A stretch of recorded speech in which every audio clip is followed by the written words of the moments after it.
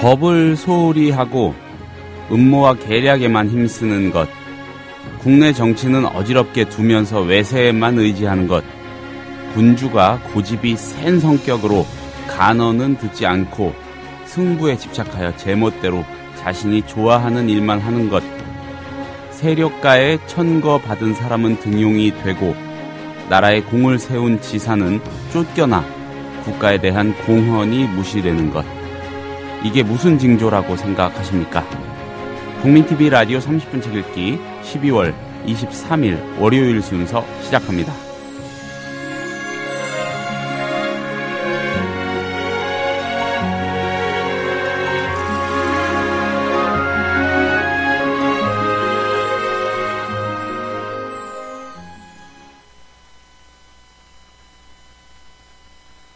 안녕하세요. 30분 책 읽기 김효진 PD입니다. 오프닝에서 열거한 이야기, 제가 그 끝에 이게 무슨 징조일까라고 여쭈었습니다. 한비자가 지적하는 나라가 망할 징조라고 합니다. 우리나라는 어떻다고 여러분들은 생각하십니까? 이윤호의 고전읽기에서 이런 얘기를 들어보겠습니다. 잠시 뒤에 이윤호 선생님 모시겠습니다.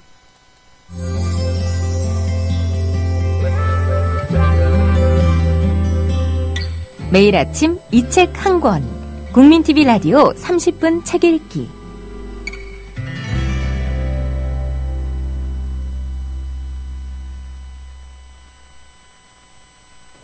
선생님 안녕하세요. 예, 안녕하지 못했습니다. 안녕 못하셨죠? 예. 페북을 통해서 저는 선생님 활동하시는 모습, 또 하고 계신 생각 이렇게 많이 접했어요. 답글을 단다거나 뭐 그러지는 못했지만은, 그래서 선생님 팬이라면 오늘 말씀 어떤 내용일지 대략 짐작들 하실 것 같아요. 한비자가 말하는 나라가 망할 징조, 나라의 망조에 관한 얘기를 오늘 해주신다고요. 예. 어제 저번 주 한 주 내내 정말로 정신이 없었습니다. 네. 그래서 좀 몸도 좀 상태가 좀 안 좋은데요. 목요일 날이 이제 부정선거 1주년이 된 날이죠. 네. 집회에 참여했었고, 피곤이 채 가시기도 전에 이제 토요일 날 촛불 집회가 있었고요. 네. 그래서 어제만큼은 좀 오랜만에 책도 좀 읽고, 가족들하고 저녁 식사라도 좀 하고, 그럴 생각이었습니다. 근데 갑자기 오후에 오전에 공권력이 민주노총에 잠입해서 들어오고 있다는 소식을 듣고 긴급 호소문이 올려왔습니다. 그러면서 이제 막 몸은 너무 힘든데 도저히 안 갈 수 없어서 이제 달려가게 됐죠. 사실은 오늘 방송 준비도 해야 되고, 또 제가 학생들 2학기 채점도 이제 요번 주가 마감이거든요. 네. 근데 정말 너무 그런 생각이 드는 거예요. 제가 페북에도 썼지만, 권력이요, 제발 좀 책도 좀 보고 일요일만이라도 가족과 저녁밥 좀 먹자. 뭐 이런 얘기를 좀 썼는데. 그러게 하필 일요일 오후에 민주노총 말씀하시는 거죠? 예.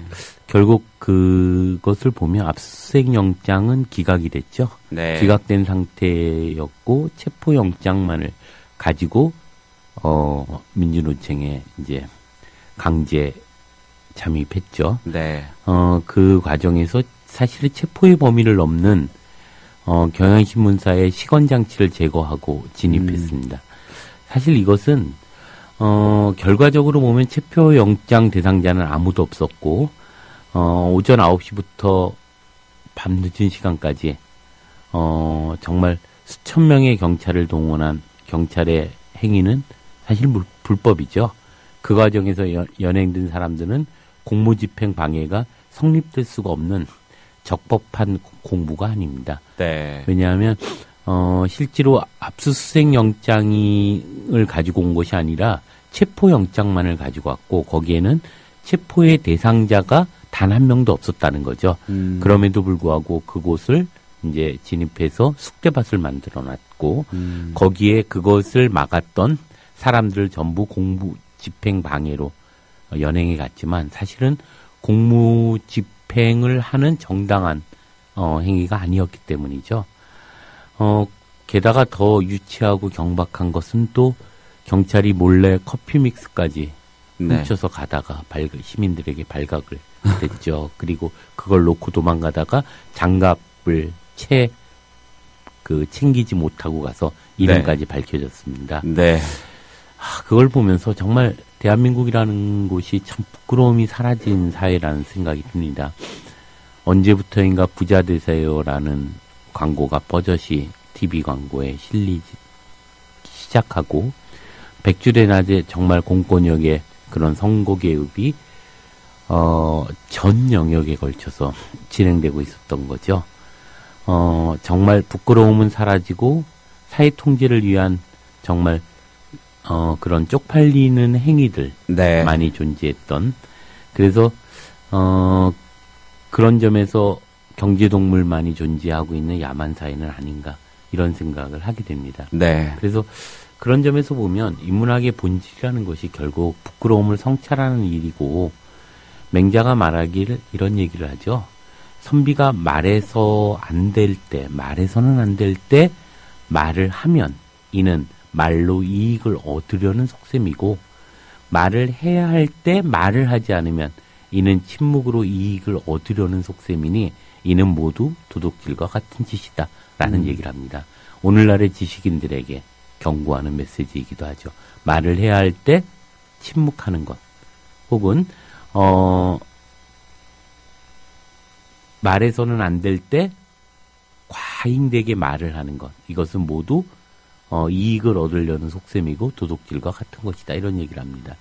결국 지금 하루하루가 정말 끔찍하게 뭐라고 할까요?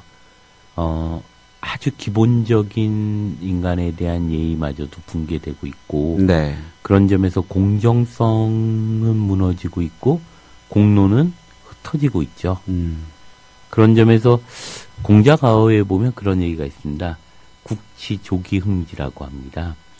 그러니까 나라의 부끄러움을 알게 되면 네. 나라를 찾게 된다. 아. 이 부끄러움을 알게 해주는 일, 이건 대단히 중요한 의미는 아닐까 이런 생각을 하게 되는데요. 아까 김효준 PD가 이제 방송 오프닝에서 얘기했던 한비자의 망할 징조에 네. 대한 얘기인데요. 한비자에 보면 나라가 망할 징조라고 하는 편이 있습니다. 그 편에 있는 얘기를 이제 조금 발췌를 해봤는데요. 네. 이 한 10가지 정도의 발췌를 해보면 네. 오늘날의 지금 우리들의 이야기라는 것을 알게 되는데요. 들으시면 다들 선뜻할 것 같아요. 네. 법을 소홀히 하고 음모와 계략에만 힘쓰며 국내 정치는 어지럽게 두면서 나라 밖 외세만을 의지한다면 네. 그 나라는 망할 것이다. 이것이 첫 번째죠.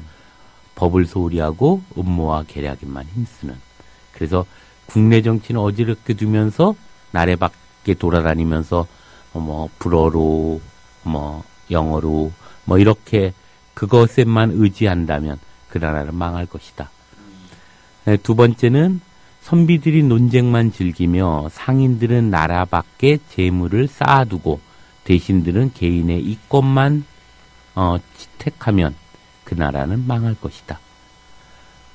지금 우리가 갖고 있는 어떤 지식인들 또 대기업을 중심으로 하는 어떤 기업들의 행위들에 대해서 한번 우리가 돌아볼 필요가 있습니다. 네. 선비들이 논쟁만 즐기며 상인들은 나라 밖에 재물을 쌓아두고 대신들은 개인적인 이권만을 취득하면 그 나라는 망할 것이다. 세 번째는 군주가 누각이나 연못을 좋아하여 대형 토목본사를 일으켜 국고를 탕진하면 그 나라는 망할 것이다. 네, 이거는 그 전 정권에 대한 예. 어떤 이야기일 수도 있습니다. 이건 뭐 더 생각할 여지가 없네요. 그다음에 네 번째는 간연하는 자의 벼슬이 높고 낮은 것에 근거하여 예. 의견을 듣고 여러 사람 말을 견주어 판단하지 않으며 듣기 좋은 말만 하는 사람 의견만을 받아들여 참고로 삼으면 그 나라는 망할 것이다. 네. 소통불능의 권력에 대한 이야기죠. 그래서 듣기 좋은 말만 하는 사람의 의견만을 받아들여서 참고하면 그 나라는 망할 것이다. 그래서 점점 그런 현 정권의 그 친위 부대들만 남아 있는데 그 친위 부대는 문제를 지적하지 않습니다. 네. 문제를 지적하는 사람들은 가차없이 토사구팽되죠. 누구라도. 다섯 번째는 군주가 고집이 센 성격으로 간언은 듣지 않고 승부에 집착하여 제멋대로 자신이 좋아하는 일만 하면 그 나라는 망할 것이다. 어떤 면에서 보면 그렇죠. 저는 유신 정권의 재판이라는 생각이 듭니다. 지금 벌어지고 있는 여러 형태들이 아마도 민주노총이 만들어진 이후에 처음으로 공권력 투입이 돼서 강제로 진입작전이 펼쳐졌습니다. 거의 군사작전을 방불케 하는 거대한 작전이 펼쳐졌고요. 뭐 테러범 진압하는 줄 알았어요. 수천 명이 그곳에 배치돼서 처음에 이제 제가 간 시간이 조금 이른 시간인데 한 200명의 시민들이 모여서 이제 구호를 외치고 있었습니다. 근데 막 뭐라고 할까요? 그 정경들의 차단막을 딱 보는 순간 섬찟해지는 거예요. 도저히 이건 어찌할 수 없는 엄청난 힘이다 이런 생각이 드는 거죠. 네. 그런 점에서 보면 정말 자신이 좋아하는 일만 하고 있는 그 나라는 망하지 않을까. 여섯 번째 이런 얘기를 합니다. 다른 나라와의 동맹만 믿고 이웃적을 가볍게 생각하여 행동하면 그 나라는 망할 것이다. 뭐라고 할까요? 우방이라고 생각하는 미국만 믿고 제멋대로 행동하고 있는 어떤 것에 대한 지적을 하고 있다고 볼 수 있죠. 또 나라 안에 일곱 번째, 나라 안의 인재는 쓰지 않고 나라 밖에서 온 사람들을 등용하여 오랫동안 낮은 벼슬을 참고 봉사한 사람 위에 세우면 그 나라는 망할 것이다. 나라 밖에서 온 사람이라는 걸 빼면 낙하산 인사가 지금 횡행하고 있는 이 인사 정책의 문제. 이것은 이미 선거 직후부터 지금까지 끊임없이 문제되어 왔던 문제죠. 낙하산 인사를 통하여 오랫동안 낮은 벼슬을 참고 봉사한 사람이 세우는 것. 그 나라는 망할 것이다. 이런 얘기를 합니다.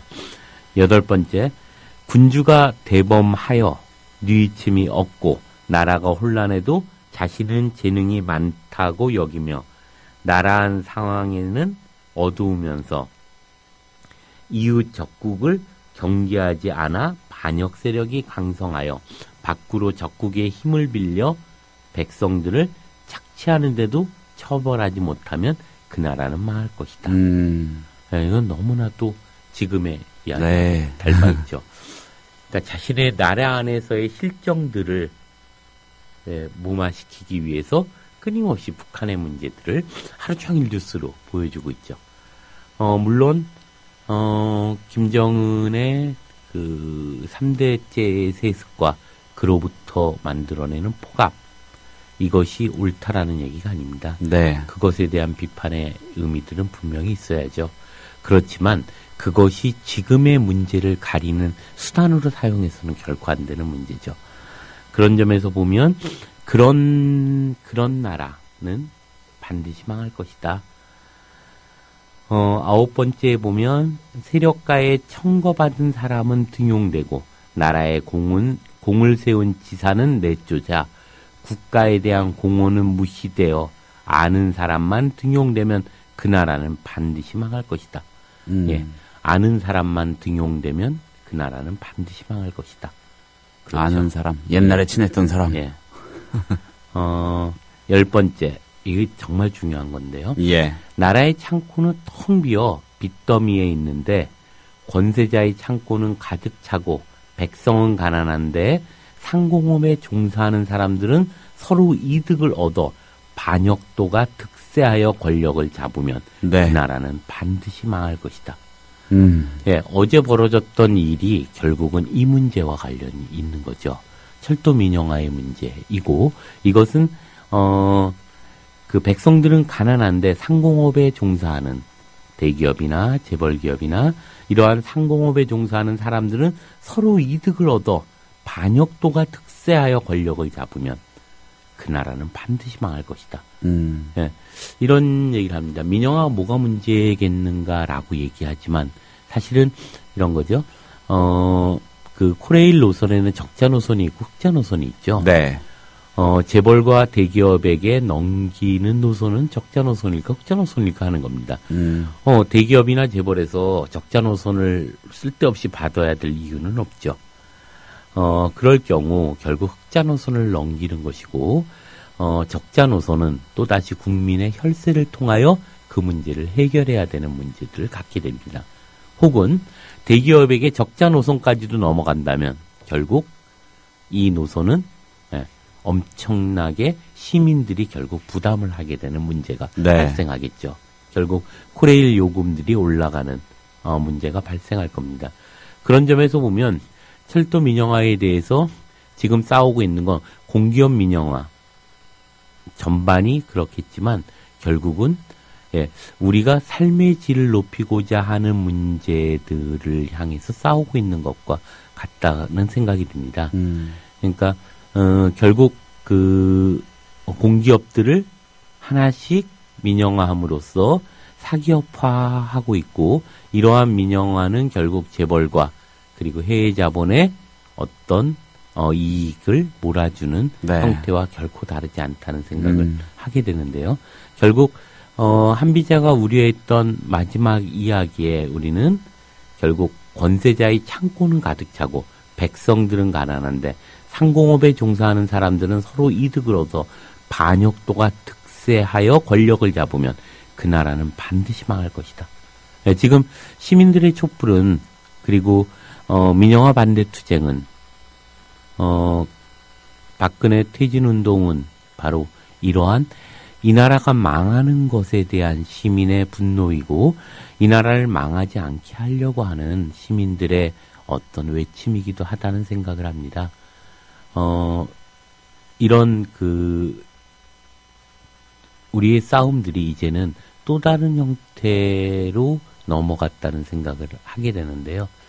단순히 처음에 작은 문제로부터 시작했던 댓글의 개입에 대해서 국정원장이 책임지고 사퇴하고 이렇게 시작한 것이 하나씩 나아가는 동안 점점 눈덩이처럼 커졌고 이것은 빙산의 일각에 불과한 것이고 결국 신자유주의의 추종자였던 현 정권들의 본색이 드디어 민영화를 통하여 공기업들을 모두 재벌과 해외 자본에게 넘기려고 하는 음모가 밝혀져 있다는 생각을 들게 됩니다. 그런 점에서 오늘 한비자가 얘기하는 나라가 망할 징조, 이 글은 대단히 중요한 지금 현재를 통찰하게 하는 그리고 우리들을 성찰하게 하는 의미들이 있다고 생각합니다.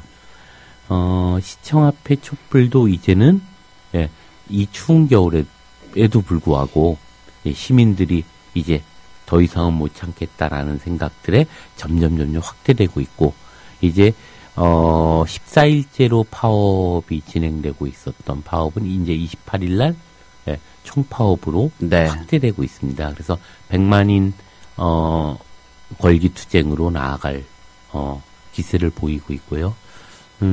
이런 과정들을 통해서 이제 진정한 가치나 정당성의 문제들이 다시 한번 제기돼야 될 중요한 시점은 아닌가 이런 생각이 듭니다. 요즘 해외에서 이제 독일을 비롯해서 곳곳에서 시민들이 움직이기 시작했죠. 그런 점에서 보자면, 이제 단순히, 현 정부가 책임져야 되는 문제를 넘어서 현 정권이 사퇴해야 되는 문제로 나아가는 것이 아닌가. 이건 명백한 부정선거이고, 그리고 그 과정에서 결국, 다양한 민영화를 통하여, 예, 재벌과 해외 기업에게 예, 우리의 어떤 삶의 뿌리를 넘겨주고자 하는 어떤 의도를 가지고 있는 어떤 정권에 대한 어떤 퇴진운동이 아닌가 이런 생각도 좀 해봅니다. 네. 이 정치를 왜 이렇게 완력으로 하려고 그럴까요? 왜 이렇게 맞서고, 진이기려고 하는지 참 모르겠습니다. 도대체 뭐 때문에? 그렇게 해서 뭘 그렇게 많은 걸 얻을까요? 그러게요. 뭐 얻는 게 있나 보죠. 예. 이 권력의 맛이라는 건 아마 네. 그런 문제일 겁니다. 특히 네. 그 지금의 현 정권은 어쨌거나 유신 정권으로부터 내려와 있었던 포괄적 군부 권력과 분리되어 있지 않습니다. 그런 점에서 보자면 국민은 혹은 시민은 자신들을 위해서 존재하는 것이다라고 하는 어떤 문제들을 지니고 있다고 봐야죠. 그런 점에서 보면 저는 이런 생각을 하는데요. 자신들이 국민의 대표자나 혹은 국민의 종이라는 생각은 추구도 안 하는 것 같습니다. 네. 뭐라고 할까요? 의사불통이라고 할까요? 예. 소통되지 않는 권력. 이러한 권력이야말로, 또 다른 의미에서 그 민주주의에 대한 역행이 아니었나 이런 생각도 좀 하게 됩니다. 더 무서운 것이 철도 파업 문제로, 민영화 문제로 조금 다시 돌아가 보자면은 좋습니다. 뭐, 민영화 하든 안 하든 일단 그건 차치하고요. 근데 죽어도 민영화 아니라고 합니다. 민영화 안 하니까 믿고 와달라. 그러니까 다른 짓 하지 말라고 합니다. 그거 어떻게 믿어요?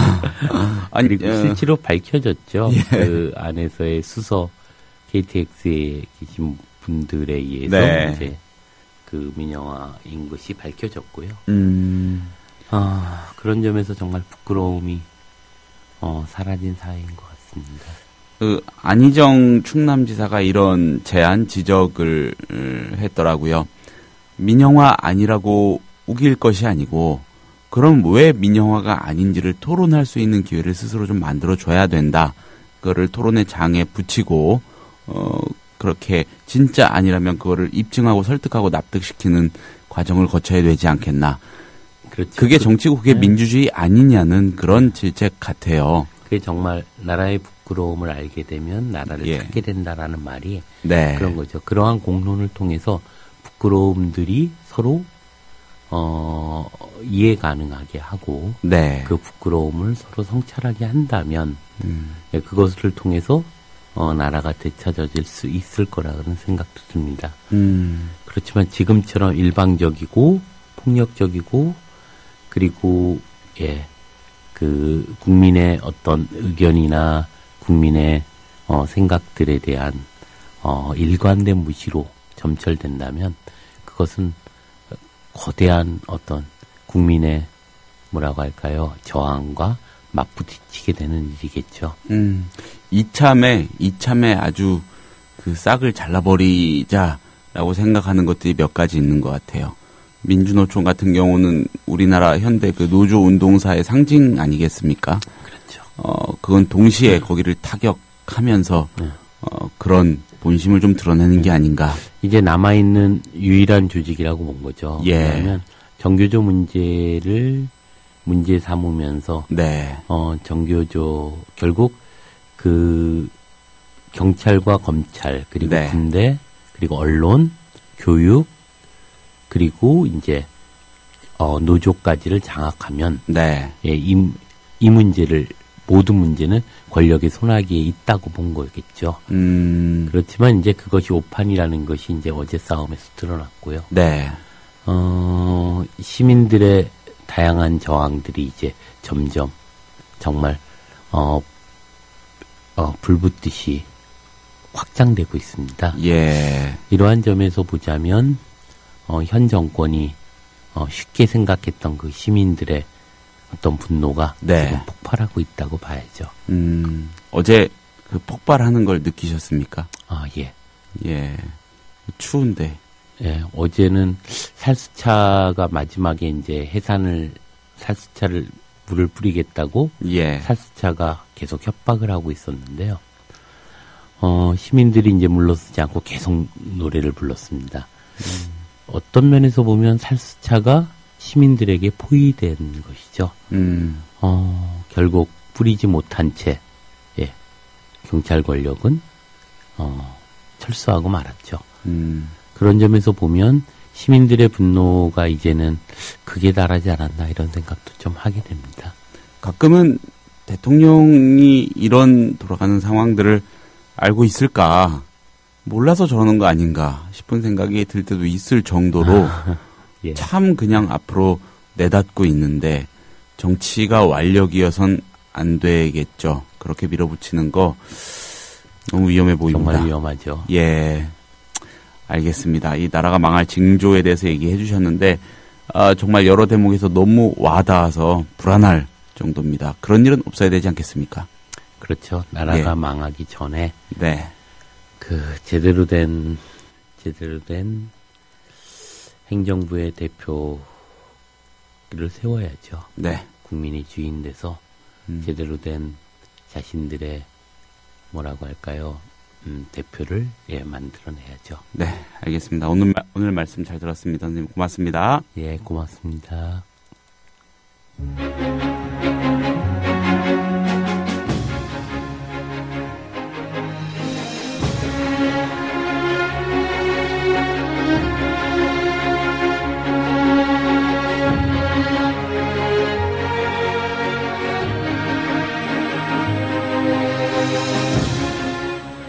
12월 23일에 30분 책 읽기는 한비자가 말하는 나라의 망조에 관한 얘기를 나눠봤습니다. 감사합니다. 저는 내일 같은 시간에 다시 인사드리겠습니다.